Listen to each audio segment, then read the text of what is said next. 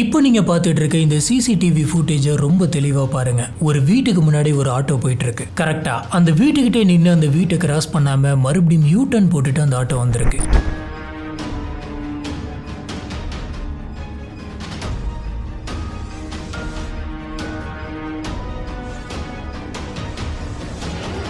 இந்த ஆட்டோ வந்துட்டு போன அடுத்த கொஞ்ச நேரத்திலே அந்த வீட்டுக்குள்ள இருந்த கார் வந்துட்டு வெளியில போயிருக்கு.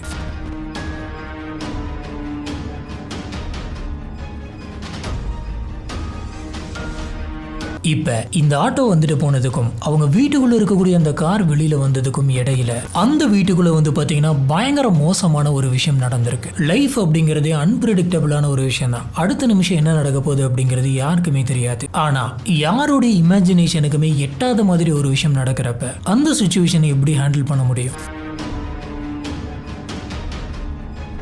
நம்மளை சுற்றி இருக்கிறவங்கள யார் நல்லவங்க யார் கெட்டவங்க அப்படிங்கிறத கண்டுபிடிக்கிறது ரொம்ப ரொம்ப கஷ்டம். ஏன்னா எல்லாருமே நம்ம கிட்ட நல்லவங்க அப்படின்ற மாஸ்கை போட்டுட்டு தான் இருப்பாங்க. பொதுவாகவே சில பேர் வந்துட்டு ரொம்ப பயங்கரமான தப்புகள்லாம் பண்ணுவாங்க. எதை பற்றியுமே யோசிக்காம நிறைய குற்றங்கள் பண்ணுவாங்க. அப்படி பண்ணுறப்ப அவங்க பண்ண தப்புக்கான தண்டனையை அவங்க ஏற்றுக்கிட்டா பரவாயில்ல. ஆனால் அவங்களுக்கு பெருசாக எந்த ஒரு பாதிப்புமே வர மாட்டேங்குது, அதுக்கான தண்டனையுமே கிடைக்க மாட்டேங்குது. எந்த தப்புமே பண்ணாமல் இருக்கக்கூடிய ஒரு நபர் தான் அந்த இடத்துல வந்துட்டு பாதிக்கப்படுறாங்க.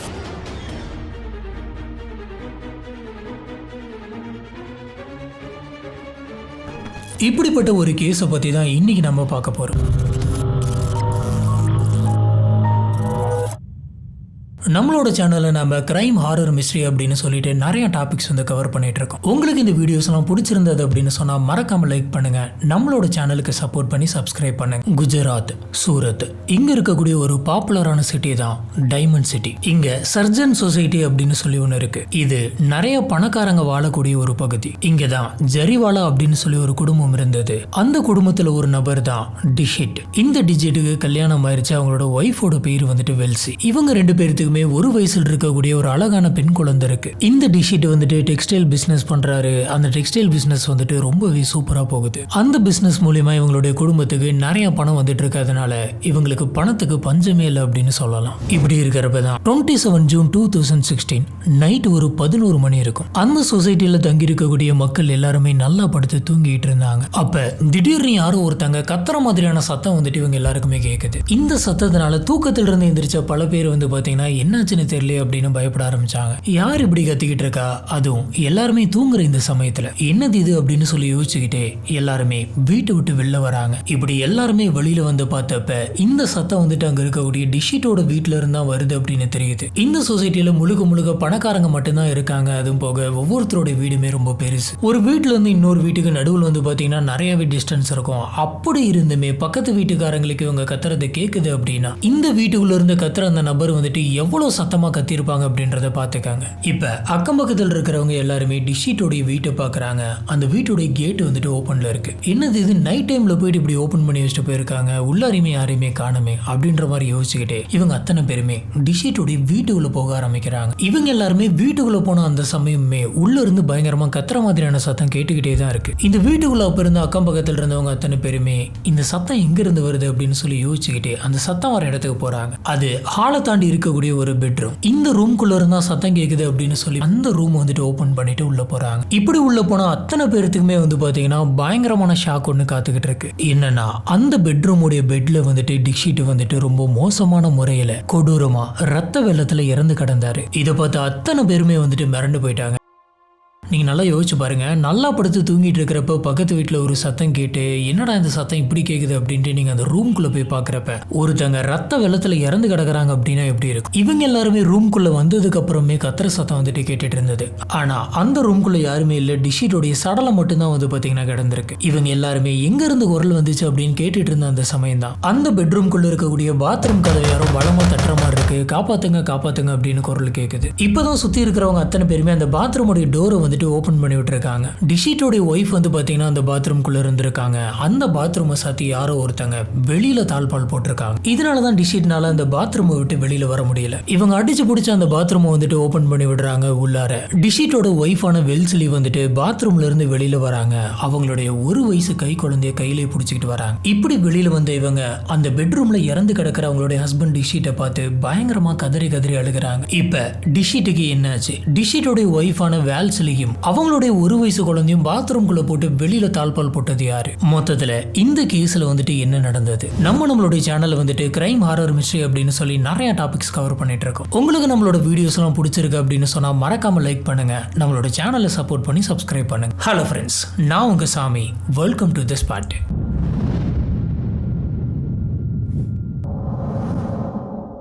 அப்போ அங்கே உள்ள இருந்த மக்கள் எல்லாருமே சேர்ந்து போலீஸ் ஆஃபீஸர்ஸ்க்கு கால் பண்ணுறாங்க.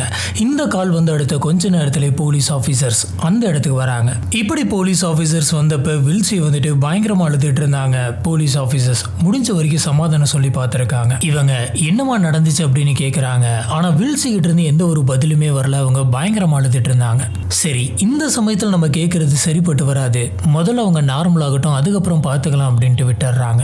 இப்போ அந்த இடத்துல நடந்த இந்த விஷயங்கள் எல்லாத்தையுமே வச்சு போலீஸ் ஆபீசர்ஸ் என்ன யோசிக்கிறாங்கன்னா, கண்டிப்பா இந்த வீட்டுக்குள்ள கொள்ளையடிக்கிறதுக்காக கொலைகாரங்க வந்திருக்கணும். அவங்க தான் வில்சி அப்புறம் அந்த குழந்தைய வந்துட்டு பாத்ரூம்குள்ள தள்ளி தாழ்பால் போட்டிருந்திருக்கணும். அதுக்கப்புறமா இந்த டிஷிட்டை வந்துட்டு கொலை பண்ணிட்டு இவங்க திருடின அந்த பொருட்கள் எல்லாத்தையுமே எடுத்துட்டு போயிருக்கணும் அப்படின்னு நினைச்சாங்க. போலீஸ் ஆபீசர்ஸ் இவருடைய சடலத்தை பாக்குறாங்க. பார்த்தப்ப அவருடைய உடம்பு ஃபுல்லா வந்துட்டு கொடூரமா கத்தியால வச்சு குத்தி இருக்காங்கன்னு தெரியுது. அதுவும் போக அவருடைய கழுத்தை வந்துட்டு கத்தியால அறுத்திருக்காங்க அப்படிங்கறதும் தெரியுது. இவங்க வீட்டுக்கு வெளியில போர்ட்டிகோல கார் ஷீட்ல வந்து பாத்தீங்கன்னா எந்த காருமே இல்ல. இவ்வளவு பெரிய பணக்காரங்களா இருக்கக்கூடிய இவங்களோட வீட்டுல வந்துட்டு கண்டிப்பா ஒரு கார் இருந்திருக்கணும். ஆனா இப்போ அந்த வீட்டுல கார் இல்ல அப்படின்னு சொன்னா கண்டிப்பா இந்த வீட்டுக்குள்ள வந்து கொள்ளையடிச்சிட்டு இந்த கொலையை பண்ணிட்டு போனவன் தான் இந்த காரையும் சேர்த்து திருடி கொண்டு போயிருக்கணும் அப்படின்ற மாதிரி யோசிக்கிறாங்க. அந்த வீடு எப்படி இருக்கு அப்படின்னு பாத்தீங்கன்னா, அந்த வீட்டுடைய ஹாலு, கிச்சனு, பெட்ரூமு, பாத்ரூம்னு எல்லாமே வந்துட்டு பயங்கரமா கலைஞ்சிருக்கு. அது மட்டும் இல்லாம எல்லா ரூம்லயுமே வந்துட்டு பொடி போட்டிருக்கிற மாதிரி இருக்கு. அது என்ன பொடி அப்படின்னு சொல்லி பார்த்தப்ப அது மிளகா பொடி அப்படின்னு தெரியுது. வந்துட்டு போன கொலைகாரன் வீடு ஃபுல்லா வந்து பாத்தீங்கன்னா மோப்பனாய் கண்டுபிடிக்க கூடாது அப்படிங்கிறதுக்காகவே இந்த மிளகா பொடியை தூவிட்டு போயிருக்கணும். இப்படி கொஞ்ச நேரம் போகுது. கொஞ்ச நேரம் கழிச்சு மறுபடியும் போலீஸ் ஆபீசர்ஸ் வில்சியை போயிட்டு விசாரிக்கலாம் அப்படின்னு நினைக்கிறாங்க. இப்ப இவங்க வில்சி கிட்ட போயிட்டு, நீங்க அழாதீங்க, கொஞ்சம் நிதானமாகுங்க, இங்க என்ன நடந்துச்சு அப்படிங்கறத சொல்லுங்க, நீங்க என்ன நடந்துச்சு அப்படின்னு சொன்னாதான் என்னால உடனே ஆக்ஷன் எடுக்க முடியும். உங்க ஹஸ்பண்டை கொலை பண்ணவங்களை கண்டிப்பா நாங்க கண்டுபிடிச்சு தருவோம், ஆனா அதுக்கு உங்களுடைய ஒத்துழைப்பு வேணும் அப்படின்னு கேக்குறாங்க. இப்பதான் வில்சி அழுதுகிட்டே என்ன நடந்துச்சு அப்படிங்கறத சொல்றாங்க.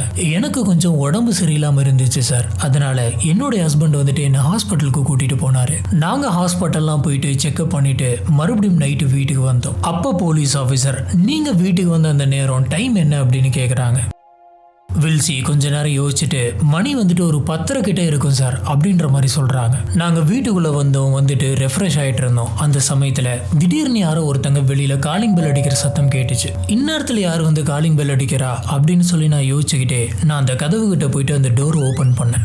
நான் இந்த டோரை ஓபன் பண்ண அடுத்த செகண்டே யாருன்னே தெரியாத 2 பேர் வந்துட்டு என்னை தள்ளி விட்டுட்டு வீட்டுக்குள்ள ஓடினாங்க. அதுல ஒருத்தன் என்னை பிடிச்சி தரன்னு இழுத்துட்டு வந்து ஹால்ல உட்கார வச்சான். இன்னொருத்தன் பெட்ரூம்குள்ள இருந்த என்னுடைய ஹஸ்பண்டை வந்துட்டு தரன்னு இழுத்துட்டு வந்து என்னுடைய பக்கத்திலே உட்கார வச்சான். அவங்க 2 பேருமே முகமூடி போட்டிருந்தாங்க. அவங்களோட முகம் எப்படி இருக்கும், அவங்க யார் அப்படின்றது கூட எனக்கு தெரியாது. அவங்க கையில வேற கத்தி வச்சிருந்தாங்க. நீங்க கத்துனீங்க அப்படின்னு சொன்னா உங்க 2 பேர்த்தையும் கொலை பண்ணிடுவேன், உங்களை மட்டும் கிடையாது, உங்க வீட்டுல இருக்கக்கூடிய அந்த குழந்தையுமே சேர்த்து கொலை பண்ணிடுவேன் அப்படின்ற மாதிரி மிரட்டினாங்க. அது மட்டும் கிடையாது, தூங்கிட்டு இருந்த குழந்தையோட கழுத்துல கையை வச்சு மரியாதையா பணத்தை எடுத்துட்டு வாங்க, இல்லைன்னா நீங்க யாருமே உயிரோடு இருக்க முடியாது அப்படின்ற மாதிரி சொன்னாங்க. இதனால பயந்து போனா நாங்க வந்துட்டு எங்களை எதுவும் பண்ணிடாதீங்க, பணம் தானே எடுத்துக்கங்க அப்படின்ற மாதிரி அந்த வீட்டில் இருக்கக்கூடிய பீரோடைய கீ எங்க இருக்கு அப்படின்ற விஷயத்த சொன்னோம். ஒருத்த மட்டும் எங்க முன்னாடி கத்தி வச்சு நின்றுட்டு இருந்தான். இன்னொருத்தன் அந்த சாவி எடுத்துட்டு போயிட்டு பீரோவை ஓபன் பண்ணிட்டு இருந்தான். இப்ப அந்த பீரோல இருந்த நகையை வந்துட்டு அவனுங்க எடுத்துக்கிட்டானுங்க. இது எடுத்துக்கிட்டதுக்கு அப்புறமா, நீங்க தான் நகையெல்லாம் எடுத்துக்கிட்டீங்களே, எங்களை விட்டுருங்க, எங்களோட உயிரோட விட்டுருங்க அப்படின்ற மாதிரி நாங்க கெஞ்சணும். ஆனா அந்த 2 பேர் அதோட நிறுத்த கிடையாது. நகை எல்லாத்தையுமே எடுத்துக்கிட்டு எங்களையுமே தரன்னு இழுத்துட்டு போயிட்டு பெட்ரூம்குள்ள விட்டாங்க. அப்ப வந்திருந்த அந்த 2 பேரும் என்னையும் குழந்தையும் வந்துட்டு பாத்ரூம்குள்ள தள்ளி வெளியில தாழ்பால் போட்டாங்க. நான் பாத்ரூம்குள்ள இருந்து எங்களை விட்டுருங்க அப்படின்னு சொல்லி கத்திக்கிட்டு இருந்தேன். வெளியில என்னுடைய ஹஸ்பண்ட் வந்துட்டு கத்துற மாதிரியான சத்தம் கேட்டுட்டு இருந்தது. ஆனா உண்மையாலுமே வெளியில என்ன நடக்குது அப்படின்றது எனக்கு தெரியல. நான் பாத்ரூம்குள்ளார இருந்து கத்திக்கிட்டே இருந்தேன். அவங்க பாத்ரூமுக்கு வெளியில் நின்று மரியாதையா வாய மூடு, கத்தன அப்படின்னு சொன்னா உன்னோட சேர்த்து உன்னோட குழந்தையும் கொலை பண்ணிடுவேன் அப்படின்னு மிரட்டினானுங்க. எனக்கு என்ன பண்றது அப்படின்னு தெரியல, வெளியில என்ன நடக்குது அப்படின்னு தெரியல. ரொம்ப நேரமா நான் என்னுடைய அழுகையை கட்டுப்படுத்திக்கிட்டு பாத்ரூம்குள்ளே இருந்தேன். கொஞ்ச நேரம் கழிச்சு எந்த விதமான சத்தமே கேட்கல.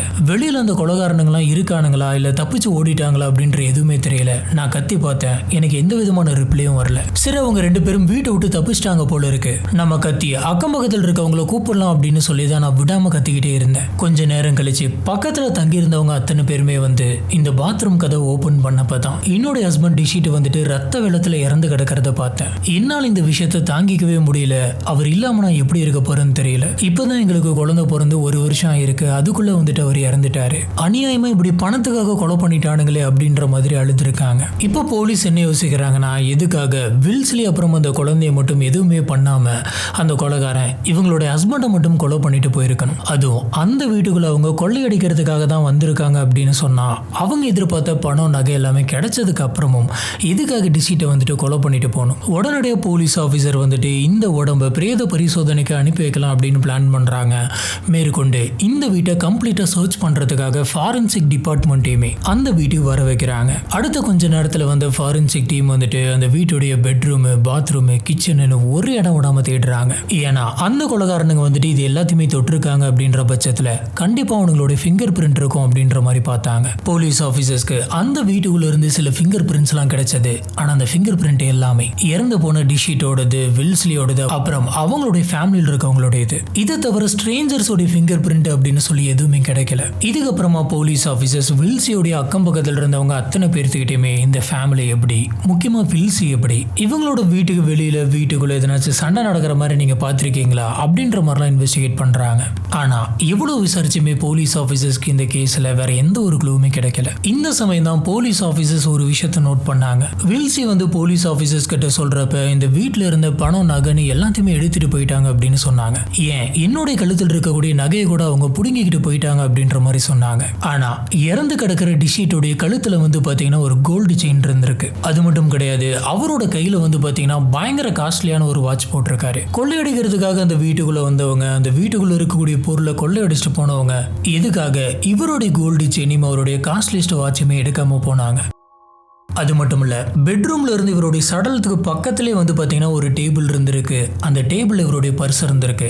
அந்த பர்ஸ் ஃபுல்லா வந்து பாத்தீங்கன்னா பணம் இருந்திருக்கு. உள்ள வந்த கொலைகாரனுங்க பக்கத்திலே இருக்கக்கூடிய பர்சல் இருக்க பணத்தையுமே எடுக்கல. இப்போ போலீஸ் ஆஃபீஸர் வந்துட்டு அந்த வீட்டுல வேற என்னென்ன இருக்கு அப்படின்ற மாதிரி செக் பண்ணி இருந்திருக்காங்க.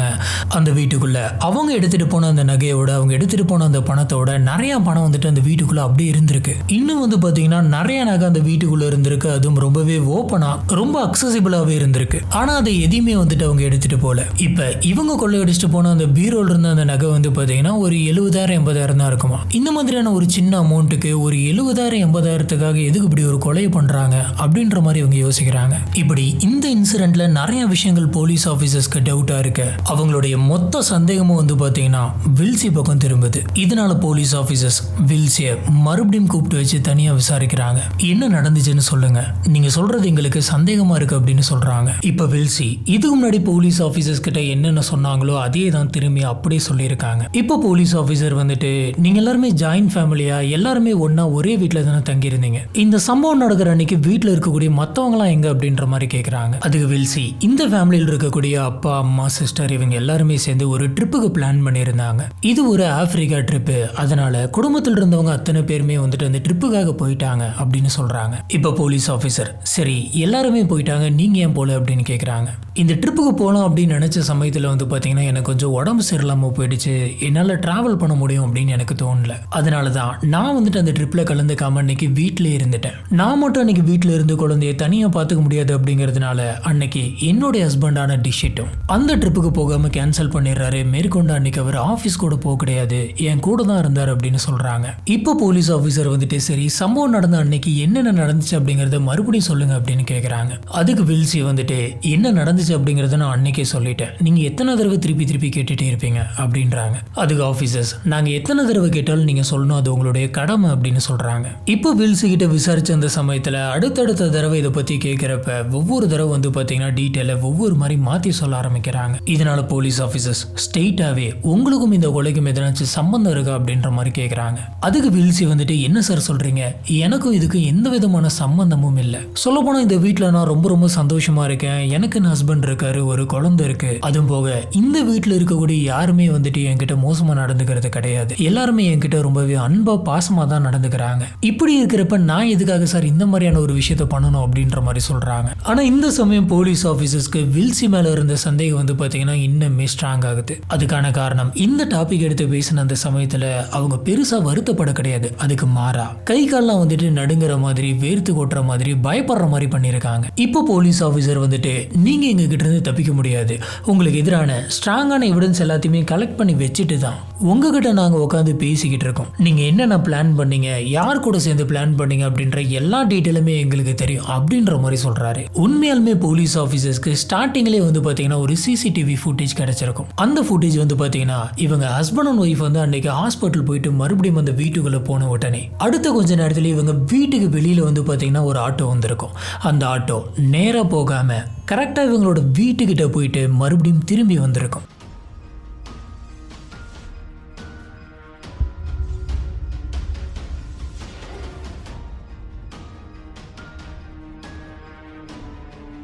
இது பார்க்குறப்ப எப்படி இருக்குது அப்படின்னு பார்த்தீங்கன்னா எல்லாமே ஓகேவா, வீட்டில் வந்துட்டு ஆள் இருக்கா, வெளியில் கார் நிற்குதா அப்படின்றத பார்த்துட்டு போகிற மாதிரி இருக்கும். இந்த விஷயம் நடந்த அடுத்த கொஞ்ச நேரத்துலேயே வந்து பார்த்தீங்கன்னா அவங்க வீட்டுக்குள்ளே இருக்கக்கூடிய காரும் வந்துட்டு வெளில போயிருக்கு.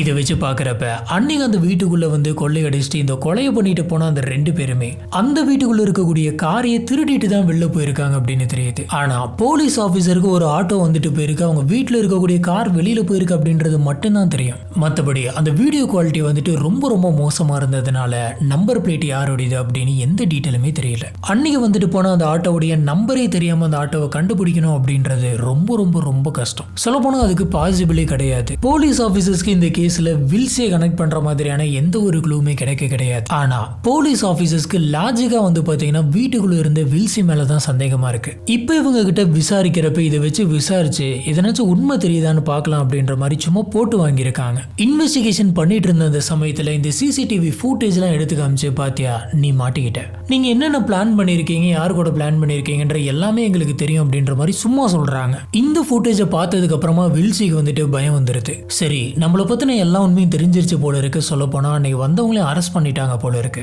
இதுக்கு மேல நம்ம மாட்டிப்போம் அப்படிங்கிற பயம் வருது. போலீஸ் ஆபீசர்ஸ் நீங்களே ஒத்துக்கிட்டீங்க அப்படின்னு சொன்னா உங்க மேல பெருசா பழி வராது, அதுவும் போக தண்டனையும் குறையும் அப்படின்ற மாதிரி பிரெயின் வாஷ் பண்ணி எல்லா உண்மையுமே வாங்க ஆரம்பிக்கிறாங்க. இந்த சமயம் தான் உண்மையாலுமே என்ன நடந்திருக்கு அப்படிங்கிறது தெரிய வருது. கல்யாணத்துக்கு முன்னாடி வில்சி வந்துட்டு தன்னுடைய மாமா பையனான சன்னி அப்படின்ற ஒரு பையனை வந்துட்டு விரும்பி இருக்காங்க. 2 பேருமே ரொம்ப வருஷமா லவ் பண்ணிட்டு இருக்காங்க. அவங்களோட ஃபேமிலியில் இருக்கவங்களுக்குமே இதை பத்தி தெரியும். இப்படியே போய்கிட்டு இருந்த இந்த சமயத்தில் தான் வில்சியோடைய அப்பாவுக்கும் மாமாவுக்கும், அதாவது இந்த சன்னி அப்படின்ற அந்த பையனுடைய அப்பாவுக்கும் பயங்கரமான ஒரு சண்டை வருது. அந்த சண்டையில 2 பேருமே திட்டிக்கிட்டு பிரிஞ்சு போயிடுறாங்க. இப்ப இவங்க ஃபேமிலி 2மே பிரிஞ்சிருச்சு அப்படிங்கறதுனால இவங்களுடைய காதலியுமே வந்துட்டு யாருமே ஏத்துக்கல. இனிமே நீ வந்துட்டு அந்த பையன் கூட பேசக்கூடாது, அவங்க வீட்டுல வந்துட்டு சண்டையா இருக்கு அப்படின்ற மாதிரி இந்த ஃபேமிலியில் இருக்கிறவங்க எல்லாருமே சொல்லி பிரிச்சு வச்சிடறாங்க. ஒரு கட்டத்துல வேற வழி இல்லாம ஃபேமிலிக்காக இவங்க 2 பேருமே வந்துட்டு பிரேக்கப் பண்ணிக்கிறாங்க. ஆனா இப்படி விட்டா வில்சி வந்துட்டு சன்னியை கூட்டிட்டு போயிட்டு கல்யாணம் பண்ணிப்பாலோ அப்படின்ற சந்தேகமே இவங்களுக்குள்ள இருந்தது. அதனால இவங்க வில்சிக்கு அவசர அவசரமா மாப்பிள்ளை பார்க்க ஆரம்பிச்சாங்க. இப்படி பார்த்துட்டு இருந்த இந்த சமயத்துல வந்துட்டு இந்த டிஷிட்டோடைய ஃபேமிலியை பத்தி தெரிய வருது. இவங்களோட வீட்டுல இருக்கிறவங்க எல்லாருக்குமே பிடிச்சு போயிருது. இவங்க நல்ல ஃபேமிலியா இருக்காங்க, பணக்காரங்களா வேற இருக்காங்க அப்படின்ற மாதிரிலாம் இவங்க நினைச்சிட்டு அவங்களோட பொண்ணான வில்சி கிட்ட போயிட்டு சொல்லியிருக்காங்க. வில்சி வந்துட்டு இந்த விஷயங்கள்லாம் யோசிச்சு பார்க்குறாங்க. யோசிச்சு பார்த்தப்ப பெரிய ஃபேமிலி, நல்ல ரிச்சா இருக்காங்க, சரி நம்மளுக்கு ஒரு நல்ல ஆப்ஷனாக தான் இருக்கும் அப்படின்ற மாதிரி தோணி சரி அப்படின்னு சொல்றாங்க.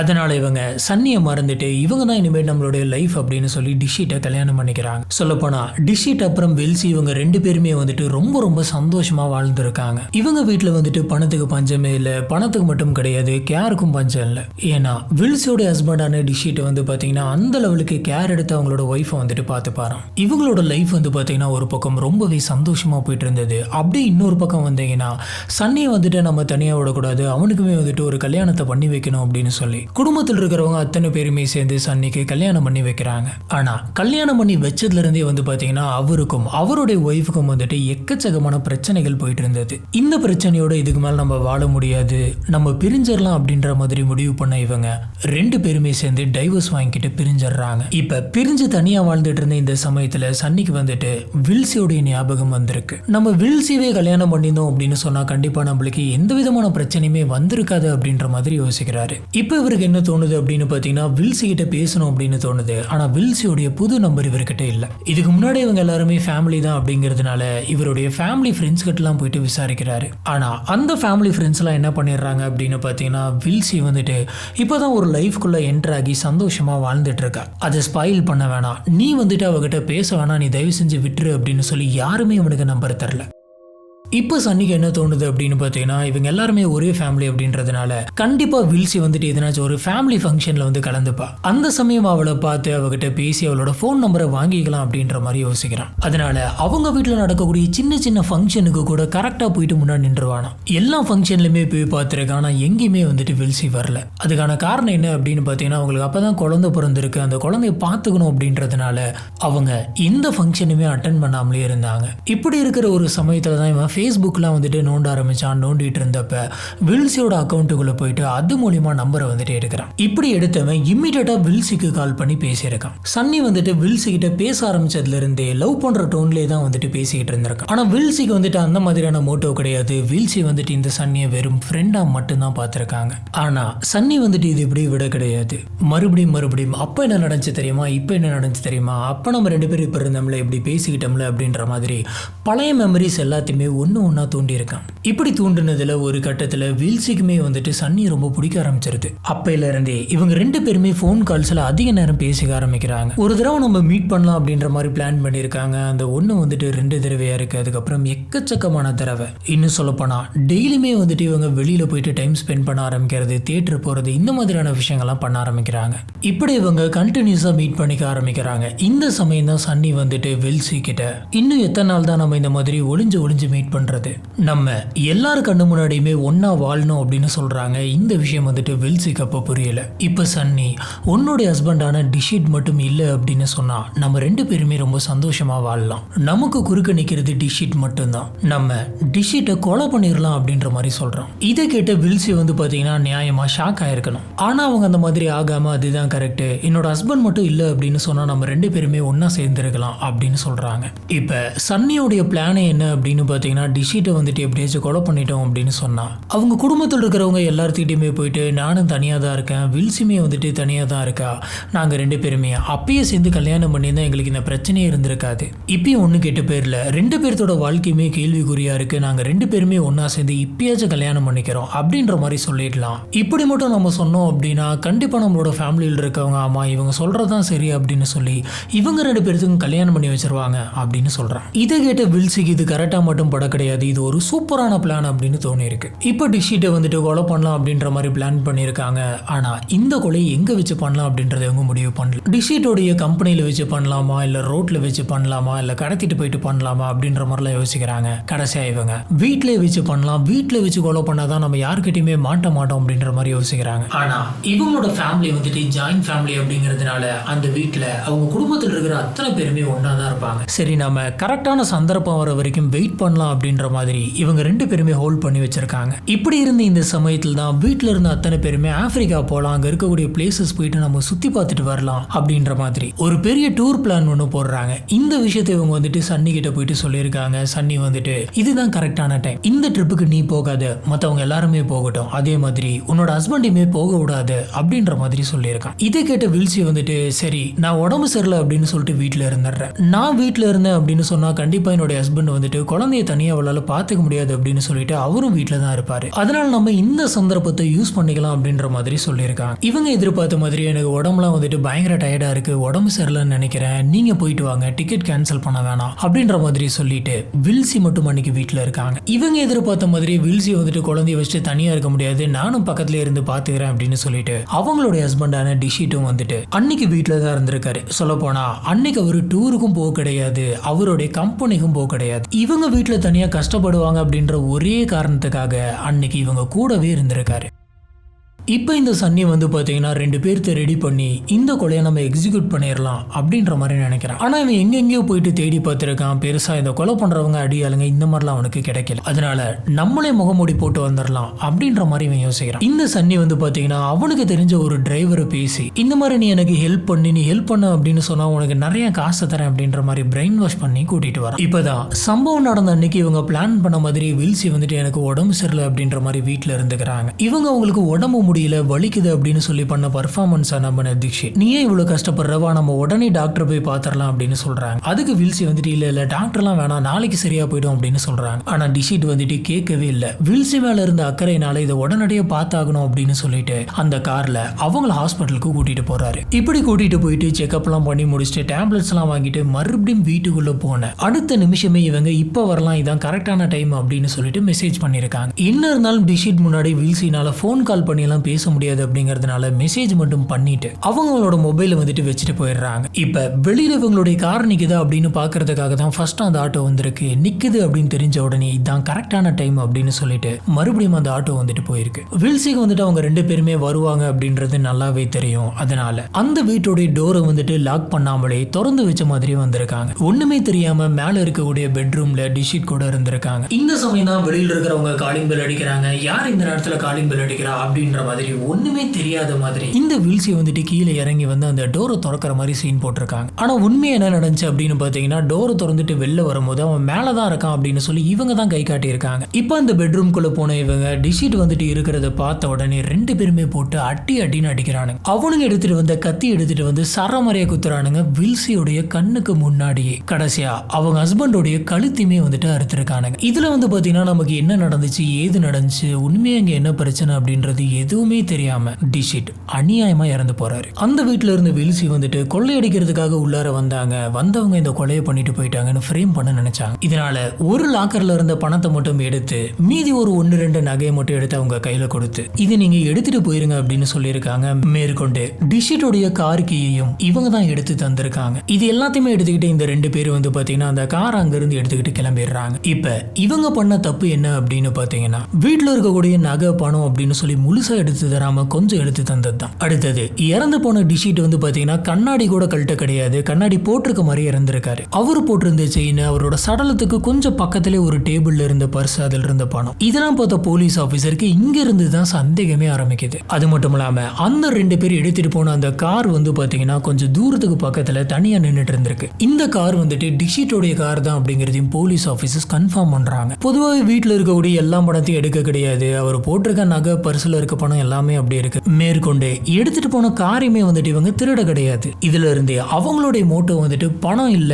அப்படின்றது எல்லாருக்குமே தெரிஞ்சிருக்கும். இதுல இன்னொரு கொடுமையான விஷயம் என்ன அப்படின்னு கேட்டீங்கன்னா அவனுங்க கார் எடுத்துட்டு போறதுக்கு முன்னாடி வில்சி வந்துட்டு மாட்டிக்க கூடாது அப்படிங்கிறதுக்காக வில்சியை பாத்ரூம்ல வச்சு பூட்டிட்டு போனது. இப்படி பிளான் பண்ண இதுங்கெல்லாம் வில்சி மட்டும் உள்ளார வச்சு லாக் பண்ணிட்டு போயிருந்தா பரவாயில்ல. இதுங்க வந்துட்டு பர்ஃபார்மன்ஸ் பண்ணும் டிராமா பண்ணும் அப்படிங்கிறதுக்காக ஒண்ணுமே தெரியாத ஒரு வயசு குழந்தை எடுத்துட்டு வந்து நாங்க வெளியில தாழ்பால் போட்டு போறோம். நாங்க வெளியில் நிக்கிற அந்த கார் எடுத்துட்டு போறதுக்கு ஒரு 5 நிமிஷமாச்சு ஆகும். அதனால நீ ஒரு 10 நிமிஷம் கழிச்சு கத்த ஆரம்பி அப்படின்னு சொல்லிட்டு போறானுங்க. இப்ப இந்த விஷயங்கள் எல்லாத்தையுமே வந்துட்டு வில்சி இன்வெஸ்டிகேட் பண்ண அந்த சமயத்துல வில்சி தன்னோட வாயால சொல்லியிருக்காங்க. இது தெரிஞ்ச உடனே போலீஸ் ஆபீசர் சன்னி அப்புறம் அவன் யூஸ் பண்ண அந்த டிரைவர் 2 பேரையுமே அரெஸ்ட் பண்ணி ஜெயில போடுறாங்க. ஆனா இதுல ஒரு கொடுமையான விஷயம் என்ன அப்படின்னு பாத்தீங்கன்னா இந்த கேஸ் கோர்ட்டுக்கு வந்த அந்த சமயத்துல இந்த 2 பேரும் அன்னைக்கு வீட்டுக்குள்ள வந்ததுக்கான எந்த ஒரு தடயமும் இல்ல. அதாவது ஃபிங்கர் பிரிண்டோ இல்ல டிஎன்ஏ சாம்பிளோ எதுவுமே இல்ல அப்படின்னு சொல்லிடுறாங்க. வில்சிக்காக வாதாடின அந்த வக்கீல் வந்து பாத்தீங்கன்னா போலீஸ் ஆபீசர்ஸ் வேணும்னு இந்த கேஸை முடிக்கணும் அப்படிங்கிறதுக்காக ஃப்ரேம் பண்ணிருக்காங்க அப்படின்னு சொல்றாரு. கோர்ட்ல போலீஸ் ஆபீசர்ஸ் எடுத்து காட்டின அந்த சிசிடிவி ஃபுட்டேஜ் வந்துட்டு பெருசா செல்லுபடி ஆகல. காரணம் என்ன அப்படின்னு கேட்டீங்கன்னா அந்த ஆட்டோடைய நம்பர் வந்துட்டு கிளியரா தெரியல. அந்த ஃபுட்டேஜே கிளியரா இல்ல. இவங்க 2 பேருமே மாஸ்க் போட்டிருந்ததுனால இவங்களோட ஃபேஸ் வந்துட்டு எந்த இடத்துலயுமே ரெஜிஸ்டர் ஆகல. இதுல இன்னொரு முக்கியமான எவிடன்ஸ் என்ன அப்படின்னு கேட்டீங்கன்னா வில்சி வந்துட்டு தன்னோட வாயாலே நடந்ததெல்லாம் சொன்னதுதான். ஆனா அதையும் போலீஸ் ஆபீசர்ஸ் வேணும்னே மிரட்டி இந்த மாதிரி சொல்ல வச்சிருக்காங்க. அவங்க ஒரு பயத்துல ஏதோ பேசியிருக்காங்க. அதுவும் போக இவங்க பேசுனதுக்கு பெருசா எந்த ஒரு ஆதாரமும் இல்ல அப்படின்ற மாதிரி சொல்லி அந்த கேஸை வந்துட்டு உடைக்கிறாங்க. நம்ம எல்லாருமே நிறைய ஃபாரின் கேசஸ் எல்லாம் பார்த்திருப்போம். இந்த கேசஸ்ல அந்த இன்வெஸ்டிகேஷன் ரூம்குள்ளேயே வந்துட்டு கேமரா வச்சிருப்பாங்க. முறையா அவங்களை கூட்டிட்டு வந்து அந்த ரூம்ல உட்கார வைக்கிறதுல ஆரம்பிச்சு அவங்க வெயிட் பண்றது, போலீஸ் ஆபீசர்ஸ் உள்ளார என்டர் ஆகிறது, இன்வெஸ்டிகேட் பண்றது, இவங்க சொல்றது அப்படின்னு சொல்லி எல்லாமே அங்க இருக்கக்கூடிய மைக்லயும் இந்த கேமராவிலையும் பதிவாகும். ஆனா இது இந்தியா அப்படிங்கிறதுனால பெருசா இந்த மாதிரியான சிஸ்டம் வந்துட்டு அந்த சமயத்துல இல்ல. போலீஸ் ஆபீசர்ஸும் இல்ல இவங்க இந்த மாதிரி தான் சொன்னாங்க அப்படின்னு சொல்லி ஒரு சாட்சியா வந்து கோர்ட்ல நிக்க முடியாது. அதனால ரொம்ப ஈஸியாவே இந்த கேஸை மொத்தமா ஒண்ணும் இல்லாத மாதிரி பண்ணி பெனிஃபிட் ஆஃப் டவுட் அப்படின்னு சொல்லி, அதாவது இவங்க 3 பேர் தான் குற்றவாளி அப்படிங்கறத பெருசா நிரூபிக்க முடியல அப்படின்னு சொல்லி இவங்க 3 பேருத்தையுமே வந்துட்டு ரிலீஸ் பண்ணிடுறாங்க. இப்போ வந்து பாத்தீங்கன்னா அட் பிரசன்ட்ல இந்த 3 பேருமே வந்துட்டு வெளியில தான் இருக்காங்க. இந்த கேஸ் இதுக்கு மேல எடுத்து நடத்தினாலும் மறுபடியும் இவங்களை இன்வெஸ்டிகேஷனுக்காக கூப்பிட்டாலும் இவங்களுக்கு எதிராக எதனாச்சும் ஸ்ட்ராங்கான எவிடன்ஸ் இருக்கணும். ஆனா போலீஸ் ஆபீசர்ஸ் கிட்ட அந்த மாதிரி ஒரு எவிடன்ஸ் இல்ல. இருந்து போச்சுன்னா கூட இந்த கேஸ் வந்துட்டு பல வருஷம் போகும். அதனால கடைசி வரைக்குமே இறந்து போன டிஷிட்டுக்கு ஒரு நியாயம் வந்துட்டு கிடைக்கவே இல்லை. இதுதான் இன்னைக்கு நம்ம பார்க்கற இந்த கேஸ். வில்சி வந்து வீட்டுல தனியா இருந்தா பாவம் அவங்களால குழந்தைங்களை பார்த்துக்க முடியாது அப்படின்னு சொல்லி அவருடைய ட்ரிப்பையும் கேன்சல் பண்ணி மேற்கொண்டு அவருடைய கம்பெனி ஒர்க்கையும் விட்டுட்டு காலையில இருந்து இவங்க கூடவே இருந்திருக்காங்க. இதுல இருந்தே தெரியுது அவர் எந்த லெவலுக்கு கேரிங்கா இருக்கக்கூடிய ஒரு பர்சன் அப்படின்னு. அது மட்டும் இல்ல, சின்னதா உடம்பு சரியில்லை அப்படின்னு சொல்லி இவங்க சொன்ன அந்த பொய்யை உண்மை அப்படின்னு நம்பிட்டு உடனடியாக ஹாஸ்பிட்டல் போனோம் அப்படின்னு கார் எடுத்து இவங்களை ஹாஸ்பிட்டலுக்கு கூட்டிட்டு போயிட்டு வர அளவுக்கான ஒரு பாசமான நபர். இப்ப இவர் பண்ண இந்த எல்லா விஷயத்துக்கும் இவங்க காட்டின நன்றி கடன் என்ன? கொலை பண்ணதா? அந்த சன்னி அப்படின்ற ஒரு நபர் வந்துட்டு இவங்களுக்கு கால் பண்ணி அவங்களோட பழைய மெமரிஸ் எல்லாம் வந்து தூண்டி நம்ம 2 பேரும் கல்யாணம் பண்ணிக்கலாம் அப்படின்னு சொல்லியிருந்தா அந்த சமயத்தில் நீங்க என்ன பண்ணியிருந்திருக்கணும்? இப்போ வந்து என்னென்னமோ பேசிட்டு இருக்க, அப்பயே உனக்கு வேணும்னா நீ ஃபேமிலியில பேசி இருந்திருக்கணும், ஃபேமிலியோட சேர்ந்து டிசைட் பண்ணியிருக்கணும் அப்படின்னு சொல்லி இருந்திருக்கணும். ஆமா, அது சூப்பரான பிளான் அப்படின்னு சொல்றதுக்கு எப்படி இவங்களுக்கு மனசு வருது? இப்ப இவங்க எல்லாருமே நம்ம சந்தோஷமா இருக்க போறோம், நம்மளோட வாழ்க்கை அப்படின்னு யோசிச்சுட்டு இருக்காங்க. அவங்களோட ஹஸ்பண்ட் என்ன தப்பு பண்ணாரு? இவங்களாம் வந்துட்டு பொது நலத்தோட இருக்கணும் அப்படின்றது கூட அவசியம் இல்லை. அட்லீஸ்ட் இந்த மாதிரி கேவலமா சுயநலத்தோட இல்லாம இருந்தா பரவாயில்ல. எல்லாருமே அவங்களோட லைஃப்ல பிடிச்ச மாதிரி சந்தோஷமா இருக்கிறதுல எந்த ஒரு பிரச்சனையும் இல்லை, தப்பும் இல்லை. ஆனா இந்த விஷயத்தை நீங்க எப்ப டிசைட் பண்ணிருக்கணும்? டிஷிட் அப்படின்ற அந்த நபரை வந்துட்டு கல்யாணம் பண்றதுக்கு முன்னாடி டிசைட் பண்ணிருக்கணும். உங்களுக்கு அப்ப அந்த பணக்கார வெல் செட்டில்டு ஃபேமிலி வந்துட்டு பெருசா இருந்திருக்கு, உங்களுக்கு பிடிச்சிருந்திருக்கு, பிடிச்சுதான் கல்யாணம் பண்ணியிருந்திருக்கீங்க. யாருமே வந்துட்டு துப்பாக்கி எடுத்து தலையில வச்சு நீ இந்த மாதிரி தாலி கட்டிக்க அப்படின்னு சொல்ல கிடையாது. அப்ப ஒரு ரிலேஷன்ஷிப்ல இவங்க கமிட் ஆயிட்டாங்க, அதுல சந்தோஷமா வாழ்ந்துட்டு இருக்காங்க, ஒரு குழந்தையுமே பிறந்திருக்கு. அந்த ஹஸ்பண்ட் வந்துட்டு டாக்ஸிக்கான ஹஸ்பண்ட் கிடையாது. அப்படி இருக்கிறப்ப இவங்க ஒரு முடிவு எடுக்கணும் அப்படின்றப்ப அவங்க ஹஸ்பண்டையுமே சேர்த்து தான் மைண்ட்ல வச்சு முடிவு எடுக்க முடியும். ஏன்னா ஹஸ்பண்ட் அண்ட் ஒய்ஃப் ரிலேஷன்ஷிப் அப்படிங்கிறது ஒருத்தர் வந்துட்டு முடிவு எடுக்கிற மாதிரியான ஒரு ரிலேஷன்ஷிப் கிடையாது. இன்னொரு முக்கியமான விஷயத்தை வந்துட்டு நமக்கு டிஸ்கஸ் பண்ணணும். இவங்க வந்துட்டு என்னத்தையோ பண்ணிட்டு போட்டோம், எப்படியோ இருந்து தொலைட்டோம், அது வந்துட்டு மற்றவங்களுக்கு பிரச்சனை கிடையாது. ஆனா யாரையுமே கஷ்டப்படுத்தாம இருந்துக்காங்க. இவங்க ஊரை ஏமாத்துறதுக்கு டிராமா போடுறதுக்கு ஒண்ணுமே தெரியாத ஒரு வயசு குழந்தைய தூக்கிட்டு போயிட்டு பாத்ரூம்குள்ள வச்சு வெளியில லாக் பண்ண சொல்லி 10 நிமிஷம் கழிச்சு எல்லாருக்குமே கேட்கற மாதிரி அந்த லெவலுக்கு கத்தி இருக்காங்க. இவங்களோட வீடெல்லாம் வந்து பாத்தீங்கன்னா ஒன்னு தள்ளி தான் இருக்கு. ஏன்னா இந்த ஏரியாவில் இருக்கிற எல்லாருமே ரிச் அப்படிங்கிறதுனால வீடெல்லாம் பெருசா இருக்கு. அப்ப அக்கம் பக்கத்தில் இருக்கிற வீட்டுல தூங்கிட்டு இருந்தவங்களுக்கு இந்த லெவலுக்கு கேட்டிருக்கு அப்படின்னா பாத்ரூம்குள்ள வச்சுட்டு அந்த குழந்தைக்கு எவ்வளவு பயமா இருந்திருக்கும். இதனால அந்த குழந்தை வந்துட்டு பயத்துல அதோட லைஃப்ல எந்த லெவலுக்கு கஷ்டப்படும் அப்படிங்கறதெல்லாம் இவங்களுக்கு புரிய மாட்டேங்குது. அதனாலதான் நம்ம திரும்ப சொல்றோம், இதுங்க என்னத்தையோ பண்ணி தொலைட்டுங்க, ஆனா குழந்தைய விட்டுட்டா பரவாயில்லையா இருக்கும் அப்படின்னு. இந்த கேஸ் பத்தி உங்களுக்கு என்ன தோணுது அப்படிங்கறத கீழே இருக்கக்கூடிய கமெண்ட் பாக்ஸ்ல மறக்காம ஸ்பாட் பண்ணுங்க. நம்ம அங்க வச்சு இதை பத்தி டிஸ்கஸ் பண்ணுவோம். நம்மளோட வீடியோஸ்லாம் உங்களுக்கு பிடிச்சிருந்தது அப்படின்னு சொன்னா மறக்காம லைக் பண்ணுங்க. நம்மளோட சேனலுக்கு சப்போர்ட் பண்ணி சப்ஸ்கிரைப் பண்ணுங்க.